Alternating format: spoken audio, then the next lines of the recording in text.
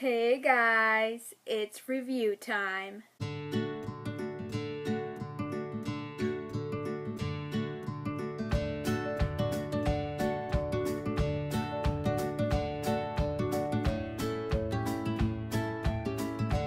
Hey guys, Dora here. I've decided to compile my review for the first two books in Throne of Glass series by Sarah J. Maas, and those being Throne of Glass and Crown of Midnight. Let's start with the first book. Throne of Glass is about a skilled assassin trapped in a death camp.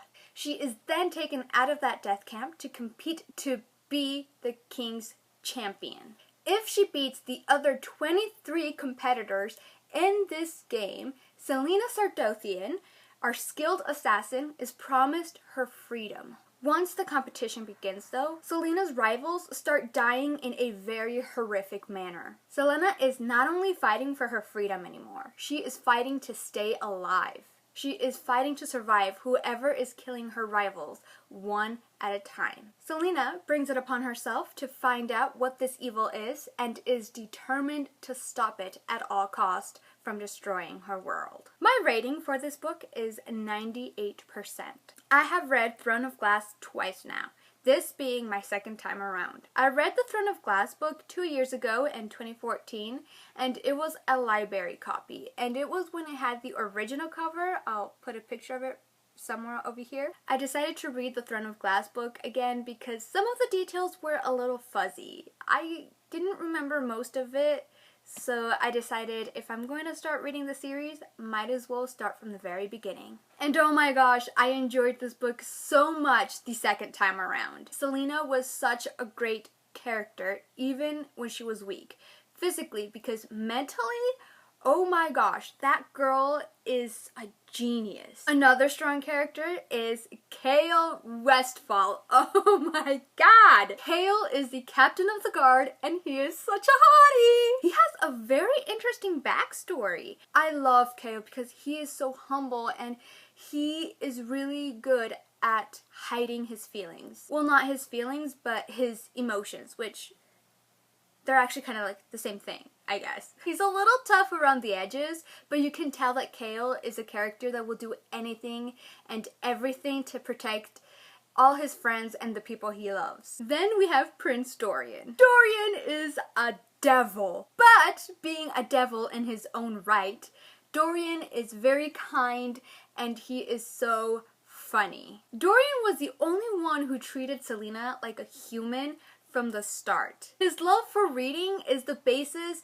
of his and Selena's friendship because Selena loves to read as well. And that was a great way for me to connect with her because her love of reading and my love of reading, and it's like, I can be Selena Sardothian. Dorian is such a jokester. I love how he and Selena always team up to go up against Kale. They always make Kale squirm, and it's just the hilarious thing when it happens. This book was written so beautifully. Everything was so easy to picture in my head, especially the fight scenes. Oh my gosh, the fight scenes. I saw it perfectly. Sarah is a great writer. So amazing. This book is written in more than one perspective, which I absolutely adore that it is because I love being inside more than one character. I feel like if it was just Selena's point of view, the story would have a lot of holes in it. So I really am grateful that we have more than one perspective in this book. The one thing I will say though is the aspect of magic was a little iffy for me. When I start a new book, I try not to read the inside of the dust jacket or any type of synopsis. I just try to go into it not knowing anything. So when I read the Throne of Glass book for the first time, I didn't like the magic aspect of it. So now that I've read it for the second time, I will tell you this. I'm actually starting to understand a little bit more about the magic. I'm not against the idea of magic, but I still don't know how it's all gonna tie together. Definitely a great book, and I recommend everyone to pick it up because it is an amazing book. And the second book does not disappoint either. So now that I've made the very well transition from Throne of Glass, let's head over to Crown of Midnight. Crown of Midnight is the second book to the Throne of Glass series, so if you haven't read the Throne of Glass book. Don't worry, this is a spoiler-free review of the first 2 books, so if you want to stick around for my review for the second book, go right ahead.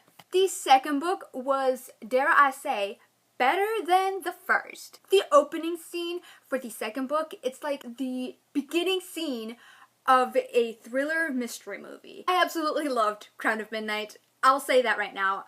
Crown of Midnight is my favorite one so far out of the series. I'll say this again, and I can't stress it enough. Sarah is an amazing writer. The fluidity that she uses to transition from one point of view to the other, it's like magic in itself. The romance in this book was just what I needed, and then it was ripped away from me. Things were going so great, and then things and people happened, and then everything went to hell. After reading Crown of Midnight, I am finally on board with the magic. I've made my peace with it, and I actually like it. Especially about the theory about why magic vanished, which, genius! Towards the end of Crown of Midnight, we get to see a darker side of Selena that we didn't get to see in Throne of Glass. When I was reading those scenes, I'm not gonna lie to you, they scared me a bit. Selena will literally do everything and anything to protect the ones she loves, even if it means her turning into a cold-blooded murderer. No one should mess with that side of Selena. Like, no one.